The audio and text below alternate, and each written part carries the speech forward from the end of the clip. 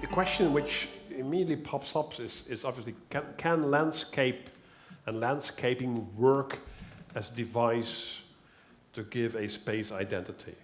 What's the relationship between landscaping and regional identity? And if I may stretch that question a bit further, I mean, for the Ruhrgebiet, obviously the Ruhrgebiet has something of a, well, there is something of a collective identity in the Ruhrgebiet, already historically perhaps. But if you talk about the EU-region, you will be involved with this Dreiländerpark, which is involving this region in a certain sense. Can you envision something of a landscape which can carry along a new identity? Yeah, so I think for me it's obvious that landscape can carry identity, yeah, but for example, concerning the research project we are now dealing with, an ESPON project, they have worked in this ESPON family with several cross-border regions and how to bring them together. And they under-examined traffic and culture and trade and all these things, but no one looked at landscape. Yeah, so there has been research for about 4 or 5 years, maybe longer, in finding ideas to enhance and cross-border development. But no one in this ESPON family already had thought about landscape, and this is why I think we could be very lucky that there is now this this project in landscape. Yeah, landscape. Es kennt keine Grenzen. It doesn't know the borders because normally, because rivers are going cross borders and the natural spaces are going cross borders, and even the forms of cultivating the land, they are going cross borders. So it doesn't mean that the border doesn't make any has no importance any longer. So cross-border region has always the border, and it should deal with the border. It shouldn't ignore the border. But landscape could be something that is on all of these, on both sides or on triple sides, and yeah, that's why it's interesting. Because nature crosses the border, there is at least the potential. There's at least the potential. Yeah, there's at least the potential, and you have to think of could you make something out of this potential? Yeah. Looking at my oral panel here. Ad? Yes? Let's get oral. Yeah. I liked your presentations very much. I have, as an historian of identities, I have many questions. I don't think landscape can provide an identity as such, as you said, but it's always connected with narratives, stories people tell each other or read or are familiar with about this landscape and the people who lived in it. And perhaps the Ruhr area is a good example. Well, it's not a uniform landscape. Superficially it is, but there is a huge interurban rivalry in the Ruhr area where people, there's a large discussion, should you make it a Ruhr Stadt, or just is it impossible to combine Dortmund and Gelsenkirchen, for example? So that shows that even in such a superficially homogeneous area, there are several strong rival identities present from our view.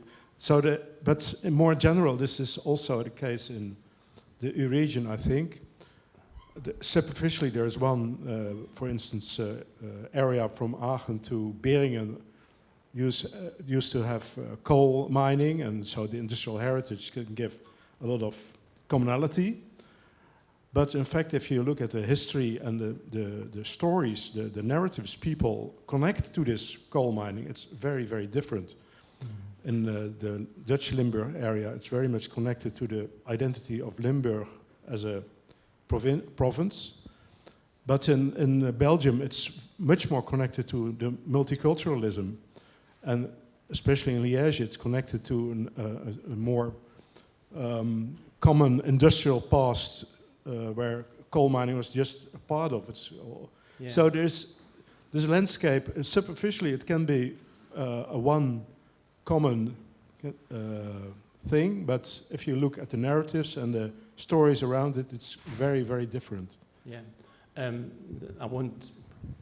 you're right, and I hope I don't have said that there's either a local or a region identity. I think they overlay, yeah, and in the Ruhrgebiet, there is maybe a strong identity on the city level, yeah, or even lower. If you go to Gelsenkirchen, this is Gelsenkirchen-Bur, Gelsenkirchen-Schalke, Gelsenkirchen-Ückendorf, yeah, and these are 3 or 4 villages, and they all have their own identity.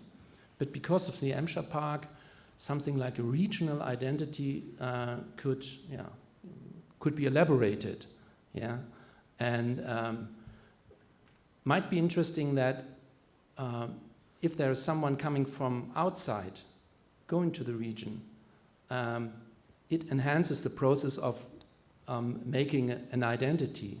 If there's the local people in Schalke, for example, if they are visited by someone from Munich and they want to see Ruhrgebiet, then they show them Ruhrgebiet. They don't show them Schalke, yeah, because the people that are coming from outside, they have their pictures from the Ruhrgebiet. And it might be interesting for IBA Limburg as well. So evolving an outside perspective could be a catalysator for evolving an inner perspective as well.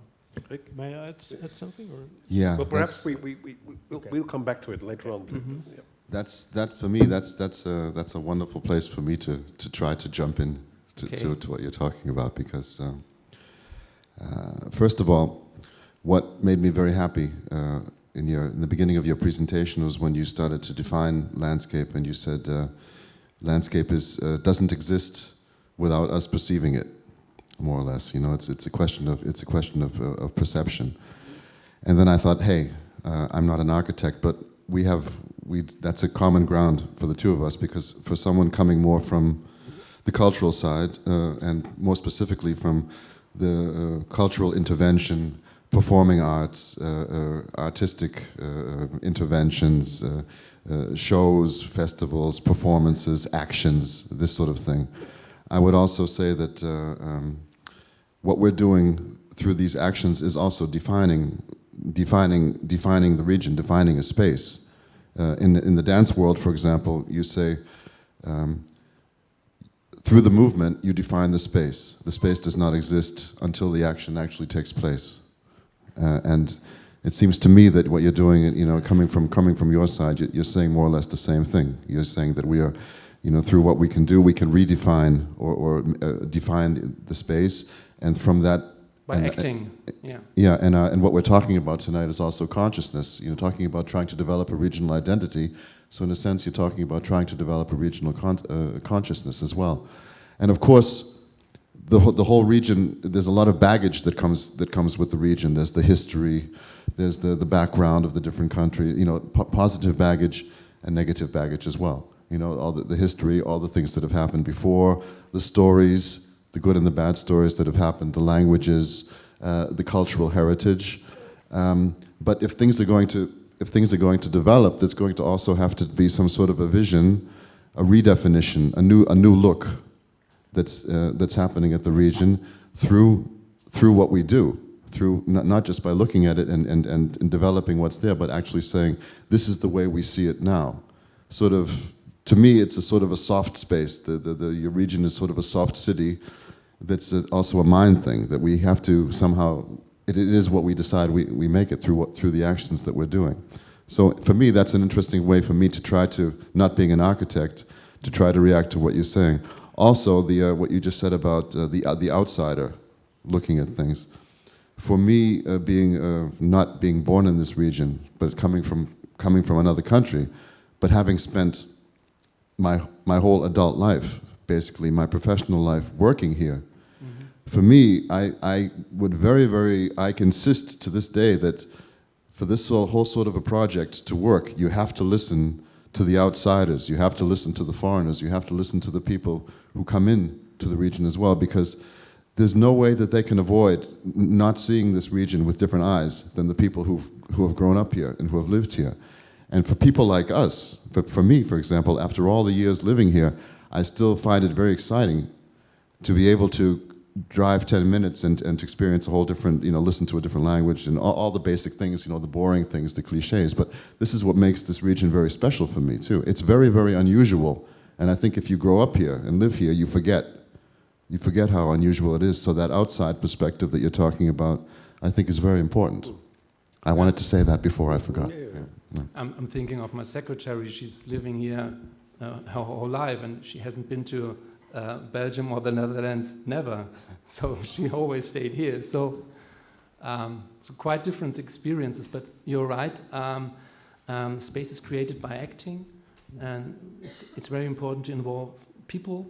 And so, this is a quite interesting format to find the identity by talking about out of different perspectives and overlaying these perspectives. Yeah, it's always construction.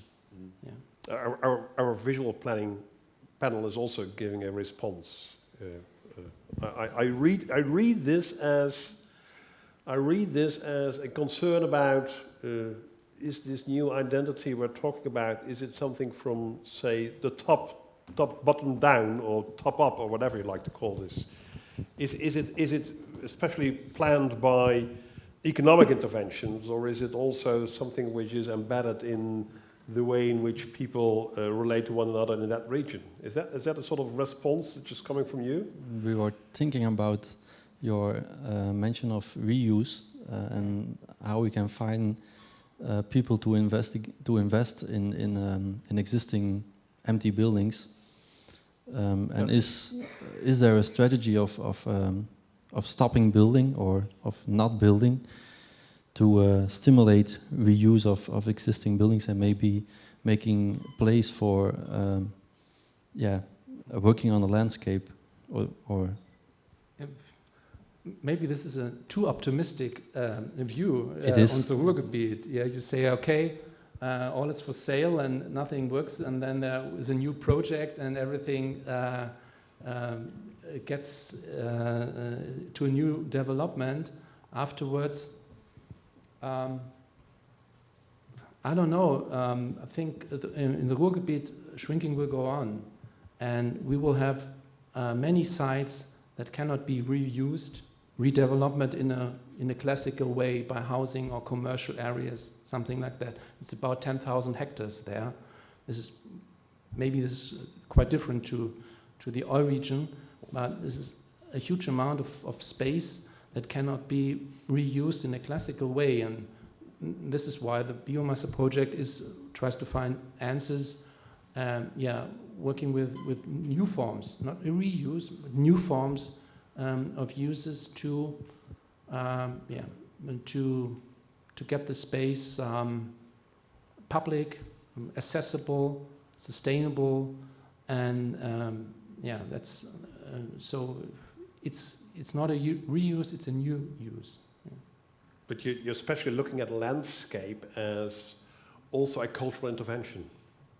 Almost. Yeah, it's one of those many cultural layers which in a certain sense is defining or organizing the interaction between people. And the landscape can also be one layer which is organizing something of a regional identity. Yeah, it is. It's one of the layers, and especially concerning this project, there was a big discussion on does it make sense to bring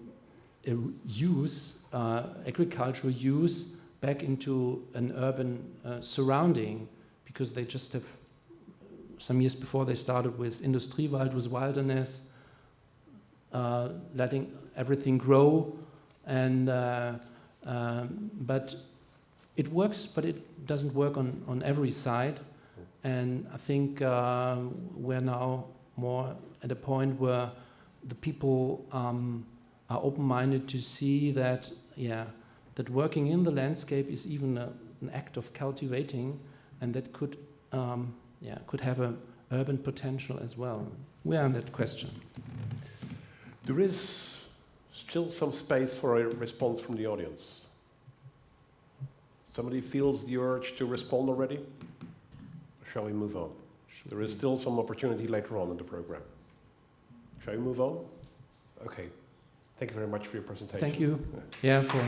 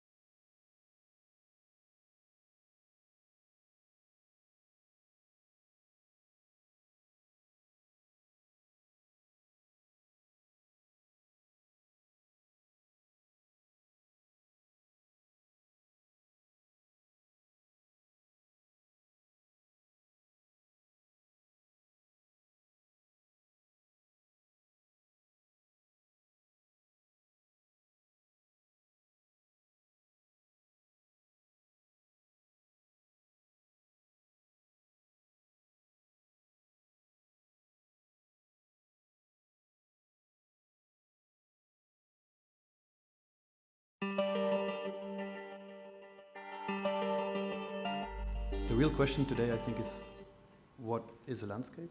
That's the question that has been put forward. And it's really a question that's at the base of the work I'm trying to do with my office in Brussels.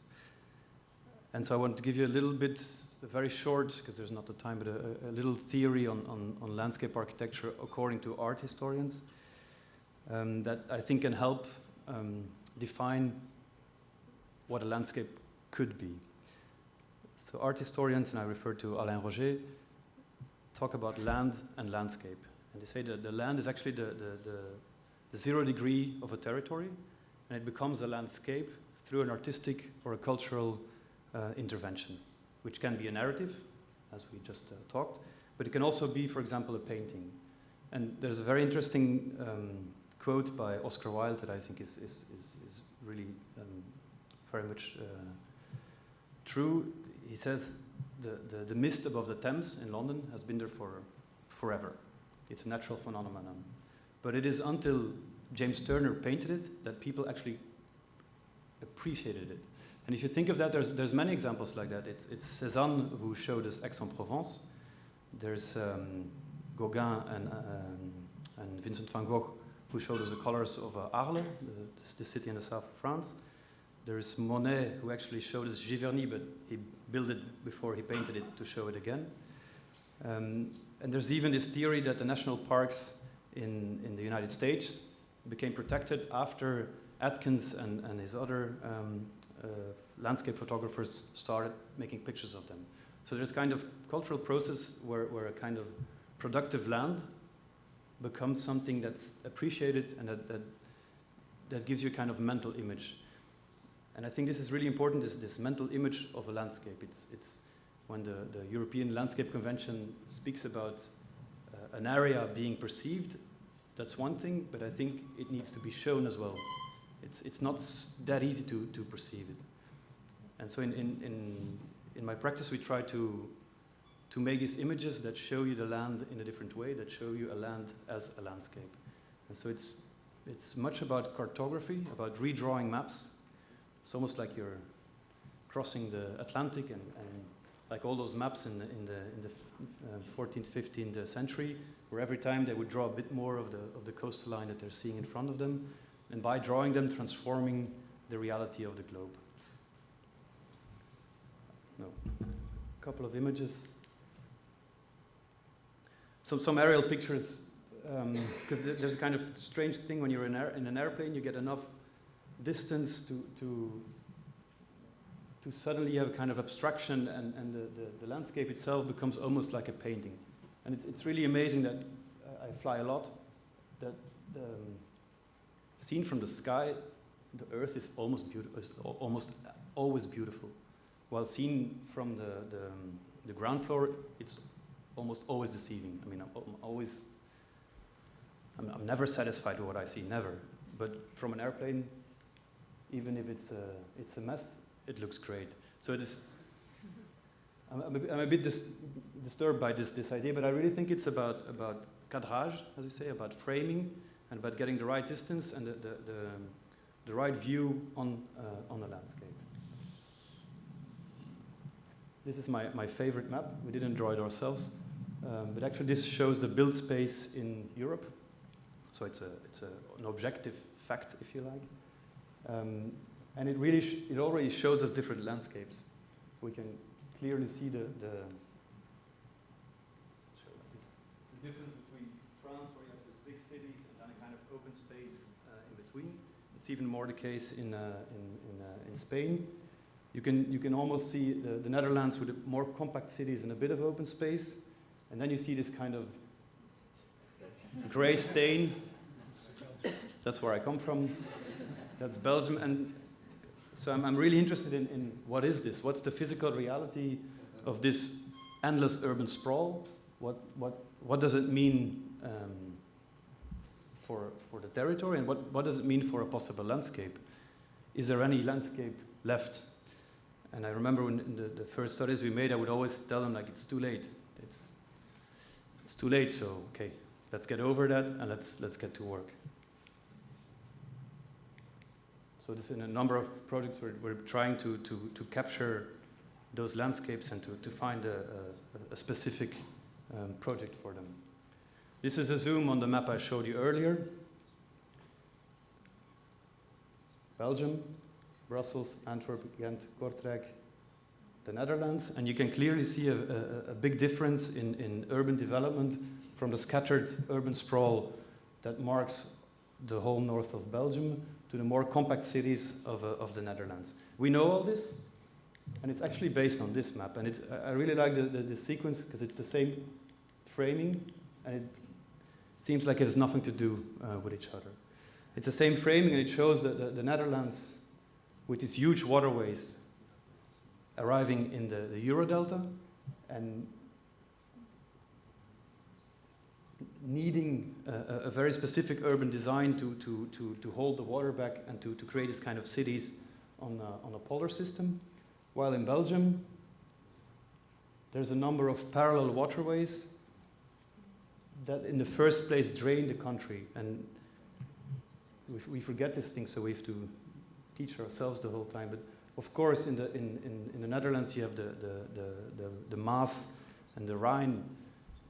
The Rhine brings water from the glaciers 1,000 or 200 kilometers away until the ocean. In Belgium, the Leie, Schelde, Dijle, Dender merely bring water from areas 100 kilometers away and only 100 meters above sea level. So it's a completely different system, and this system has just created a different kind of urbanization. So there's a kind of interesting thing for a long time, urbanists and architects have been concentrating on what to do with this urban sprawl, how can we make better architecture, how can we do something within the built space. Well, I'm clearly, I think with a lot of landscape architects with me, of course, that starting from the other space, not the built space, but the unbuilt space, the difficult space, something else can happen. The difficult space, because of course waterways will always be there, and you can canalize them to the minimal disturbance, but they will pass through your territory. And so this helped us to see Belgium in a very different way. Suddenly we saw it as a flat land that's drained by a couple of rivers that don't bring water from far away towards the ocean, but that merely drain a flat piece of territory. And then looking at them, it becomes quite interesting because they're all situated at about 20 kilometers one from another. So suddenly there's a kind of park system or a kind of Flanders park almost at the scale of the north of Belgium, because of course the Wallonia is different with the Ardennes. And so suddenly a kind of system, structuring system becomes apparent that's very different from the typical idea that we have of a big river running through a city. Going even more into detail, I'm making a zoom on these three rivers. Dender, Zenne, Dijle. We see that actually, because it's such a flat terrain, it's a capillary system. It's not a big river. It's just like almost like a ramification, like a fine, hairy system of water, rainwater mostly, running towards the Scheldt and towards the Eurodelta, following this kind of this parallel rivers.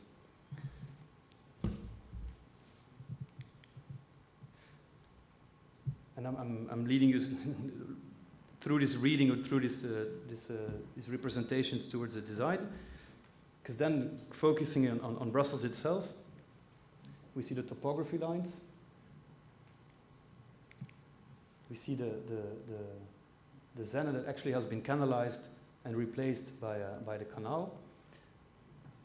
And we see a kind of landscape that's very strange, because where you would think that the river would organize nature through the city, there's almost no forests, the hatched space being the forest, almost no forest in the valley itself, since it has been deforested for industrialization.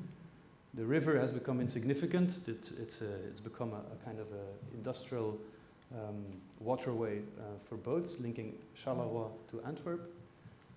And the whole of the green spaces seem quite vulnerable, not linked to any apparent system. And we made a study recently for the Brussels regional capital. And for years, Brussels is suffering from this river that they lost. In the 19th century, the Zenne was canalized. And unlike Paris with the Seine, unlike London with the Thames, or Istanbul with the Bosphorus, or Rome with the Tiber, in Brussels we lost our river. So there's this idea of bringing back the river into the city fabric. And we've been working on that idea for 3 years, until I think 6 months ago, when we actually superposed the existing green on the tributary rivers. And the tributary rivers are actually the secondary valleys bringing the water towards the main river. And we discovered, and that's this kind of reading and writing of the landscape, of drawing it yourself and not just taking maps that exist. We discovered that all the existing green, 80% of it, is linked to these tributary valleys that you can see in a dotted line here, which is, again, normal. Everything in landscape is normal or logical, because that's the wet zones, that's where you cannot build, and that's where the parks have been installed, because it's just the cheapest zone to install a park. But so suddenly, instead of this river that's missing, suddenly there's a kind of number, 8 of them, of tributary valleys that organize the existing green space into a bigger system. And suddenly, this one, suddenly we can tell the city of Brussels, you can organize your efforts around 8 of these parks. All of them are linked to a beek, a smaller waterway, that at the same time is linked to the actual buildup of Brussels, because it's Molenbeek, Schaarbeek, Linkebeek. These are rivers, but at the same time there are municipalities, and as you probably know, Brussels suffers from a lack of central power. Well, let's not try to give them an image of central power, but let's try to give an image of 8 interrelated landscape fragments. At the same time, and I think that's what makes landscape strong, we work with a team from the University of Brussels that has been working for a couple of years on the inundation problem. And in landscaping, we're poor, you know. Who's going to pay for our trees? So we always have to find people that can help us find money. And when I saw this map, I was like, okay, this is money, you know. Every dot is an inundation problem over the last couple of years. If we can solve those problems through a park system that's a lot cheaper than actually pumping the cellars of all these people and getting the waterway, suddenly we can go to the politicians, and suddenly we can find money to build this kind of bigger park systems. And first we make all these readings, first we come to these kind of conclusions, and then we take our bikes and we actually understand that this stupid ditch, or this even stupider ditch, is part of the lake that is existing in the park, is part of another nice park that lies next door, and is even part of this little ditch running through the forest. So suddenly, instead of having a closed park here, an agricultural field there, another forest there, and a ditch in between 2 houses, suddenly it becomes a kind of a park system. And park system, I refer to Frederick Law Olmsted, 19th century landscape architect, who, an image of that, who, for example, the city of Minneapolis, a priori as a visionary, organized the existing lakes into what he called the lake necklace, a kind of a ribbon system around the industrial city of Minneapolis. Over the years, all this has become urban sprawl, and his lake necklace is organizing the whole water problematic of Minneapolis. He did it a priori, and we're trying to do it a posteriori, based on this reading of the hydrography of the Eurodelta. Thank you. Thank you.